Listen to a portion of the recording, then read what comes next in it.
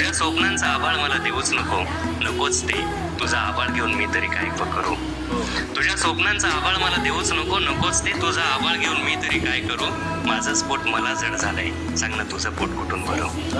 माझं स्फोट मला जड झालंय, सांग ना तुझं पोट कुठून भरू.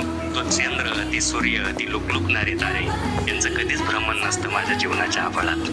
तो चंद्र, तो सूर्य, ती लुकलुकणारी तारे यांचं कधीच भ्रमण नसतं माझ्या जीवनाच्या आभाळात. माझं जीवन म्हणजे नुसतंच अंधाराला वाहिलेलं, सरणावर लाकडं कमी पडलेत म्हणून थोडंसं जळायचं राहिलेलं. सरणावर लाकडं कमी पडलेत म्हणून थोडंसं जळायचं राहिलेलं. रात्रीच पावसाची पहिली सर कोसळली, आईनं सारवलेलं भुईचे पोपडे निघालेत. रात्रीच पावसाची पहिली सर कोसळली, आईनं सारवलेलं भुईचे पोपडे निघालेत. कारव्यांच्या कुडांवरची माती सुद्धा ओली होऊन सकाळपर्यंत गळून जाईल. माझं घरटं भर पावसानं जळून जाईल.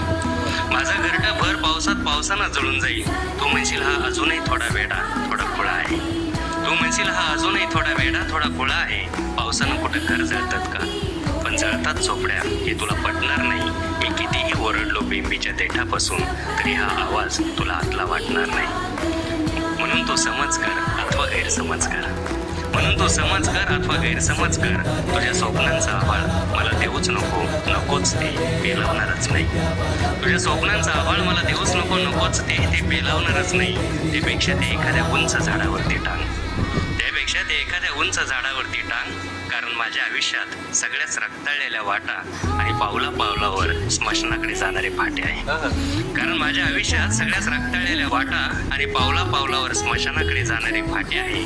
कशाला माझ्या मागे लागतेस पोरी, या निवडुंगाला पेऱ्या पेऱ्यावरती काटे आहे. या निवडुंगाला पेऱ्या पेऱ्यावरती